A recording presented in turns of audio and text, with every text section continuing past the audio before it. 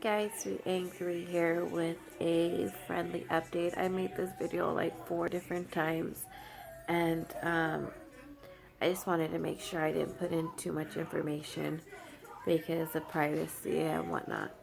Well, as many of you guys know, my husband and I went through the process of becoming foster parents. Right now, we currently have 3 biological children, boys, a 10-year-old, a 9-year-old, and a 6-year-old. And we're currently certified and cleared through the county. And we were waiting for a while to find out if we were cleared. But they didn't clear us until they absolutely, absolutely needed us. So, as of December 18th, we are officially foster parents to 2 beautiful little girls. One,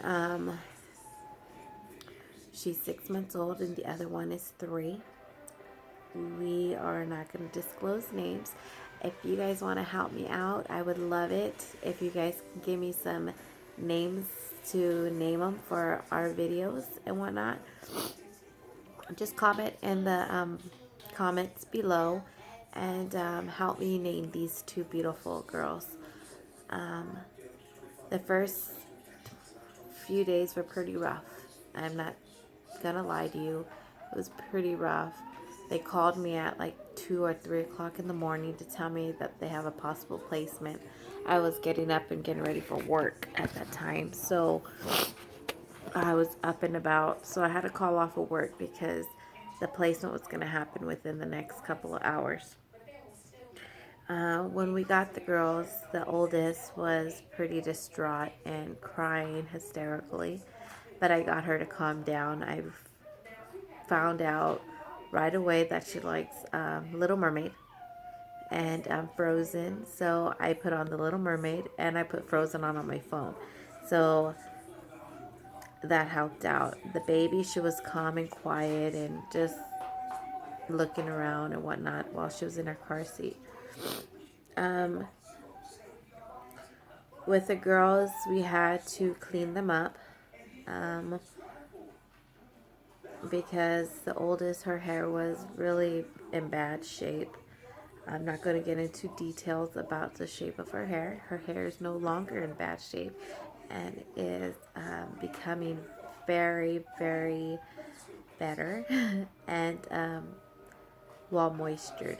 Right, it was really, really dry, and some other things were wrong with it as well. But like I said, I'm not going to go into some details. Um, the first day went pretty well.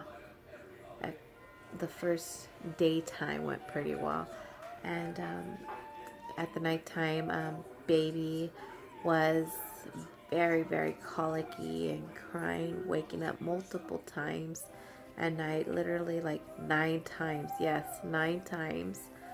And I had to go to work the next day. And at like 5 o'clock in the morning. So you can imagine the tiredness I was feeling because with my 3 biological children, I was lucky enough to have them, and they, since day one, they slept through the night, maybe waking up once or twice just for a feeding and a diaper change. But this baby, she's now 7 months old as of Christmas Day, was waking up 8 to 9 times. I would change her diaper, I would feed her, trying to get her on a schedule and meeting her needs. And for the first 2 nights, it was that way. Big girl, our 3-year-old, she was very calm. She slept throughout the whole night, no issues for the first 2 nights. And the third night, baby started only waking up 2 times a night. So we would change her diaper, feed her, and she would be fine and go back to sleep. And then the second time, she'll just be crying for a pacifier. So we found out that she is a pacifier baby, and also that she likes to be swaddled. So we would swaddle her while she's sleeping, and she does not like to lay completely flat on her back. She likes to sleep on, those pillows, those breastfeeding pillows. We have one of those underneath the mattress, so it elevates her bed so she's not sleeping completely flat. I would leave it underneath her, but we're not supposed to have pillows for babies in their cribs, so I don't do that. For the last couple of nights, big girl has been pottying in bed at night. First night I thought it was because my husband forgets to tell her to go use the potty before she goes to sleep. But she did it again the second night. The fourth night. But last night, which was the fifth night, she was okay. I made sure she didn't drink nothing to drink 2 hours before going to sleep, and she went potty before she went to bed. And if I woke up a baby and she was kind of fidgeting at night, I woke her up to go use the restroom because we need to not have this. And I don't want to put her in pull-ups because she's going to be 4 soon, and I don't want her to depend on the pull-ups because she most likely will be going to preschool very soon. She's very smart, very verbal. She is very independent. She's having some issues with male authorities, but she's slowly warming up to my husband. And at first, my husband was very distraught about it and upset and sad because he couldn't comfort her. Because we have a schedule where I go to work and I get off and he's home with them because he just got off, or something like that. Excuse me, I just started with a cold. It's been really, really cold here.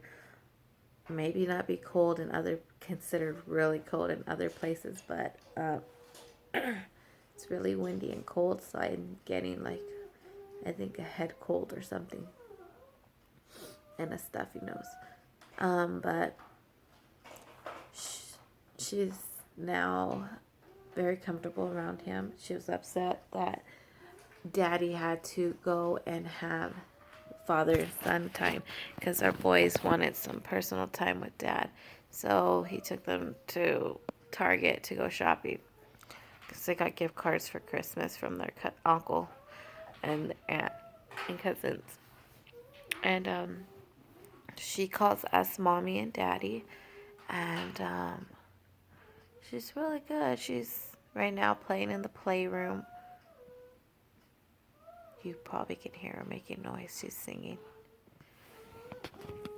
Let's see.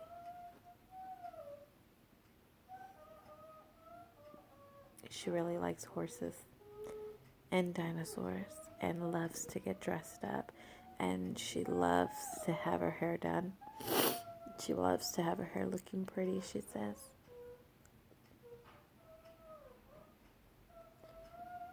Yeah. It's not easy. Not easy at all. Everything you guys are learning inside your guys' training classes, you actually have to really take and consider of it. As me being the type of person I am, I researched everything, I have I'm subscribed to a bunch of different foster parents and foster parent bloggers, and I can understand the frustrations of what new children can bring to your home. I know there's a foster parent blogger that I follow, and her second placement, I believe they had 2 kids, and it was really tough on the foster parents, and way too tough for them. And they had just got their first foster placement was reunited back to his family, and to get a new family new children afterwards was really hard for them and difficult for them. So I can understand the difficultness, not the part of letting go to that child yet, because we don't know how long these two children will be in our home. Um, but the intake process, the first couple of days, what you need to do. So since I have this 7-month-old, she's little. So within 10 days of placement in this 10-day period, she has to be seen by a doctor. And the 3-year-old has to be seen by a doctor within 30 days. But we were supposed to go to doctors today, but I was told they had Medi-Cal, straight Medi-Cal. So I made an appointment at a clinic for them to go somewhere for a medical, just a medical straight Medi-Cal place. And they couldn't see him because they ran their medical ID number, and they found out that they don't have straight Medi-Cal. They have what, IHP or whatever it is, you know. Um, so they weren't able to see it. So tomorrow I have to call some doctor's offices to get these doctor's appointments, and either tomorrow, Tuesday, or Wednesday, because those are my days off. And I got to get this stuff going because the 28th is just around the corner. I have till the 28th for baby to be seen. And I want to get everything situated by this so I can put our oldest into daycare preschool and put baby into daycare as well, so we don't have to worry about babysitting. But they enjoyed their Christmas. They got clothes and toys, and the oldest one, she was very upset because she wanted more. And I told her, you know, Santa Claus only gives you so much. You have to be grateful for what you get. And she said, this isn't what I wanted. This isn't what I wanted. And I told her, you know, I'm sorry that this isn't what you want, but tell me what you want. Maybe I can get it for you for Christmas. I mean, for your birthday. Your birthday's coming up soon. And she's like, okay. She wants some horses, and she wants a Moana doll, and some baby dolls. So we will be shopping around for Moana and baby dolls and horses. So even if they don't stay with us until her birthday, she'll be leaving here with a lot of toys and a lot of clothes. I had one of my sister-in-laws came through and gave her some cute clothes, and that were her daughter's. So she has a lot of stuff already, a lot of clothes, and we're just getting the routine in. Right now it's like 9:34 p.m. here, wherever I am at in California. Excuse me. I'm just letting her play while my husband's out with the boys. They should be here shortly. But I just wanted to let you guys know what was going on with this. I haven't posted anything here on YouTube for a while because I've been pretty busy with work, Christmas, and then having 2 extra kids. So I have a total of 5 kids, 3 biological and 2 in my placement. And it's a lot. It is a lot. I think if we were to just went with 1 kid at the first time, it'd have been so much easier. But as of right now, I don't regret taking the 2 girls. I don't. I know I have less sleep, but it's all good. It'll work out. It'll get better. I know it will. It is, because all I have to do is put her on a schedule and find out what she likes and work with it. You know, that's what you do with kids, you know. I've been an infant and toddler teacher, preschool teacher. I have 3 kids of my own. I help raise a few of my siblings, so I know I can do this.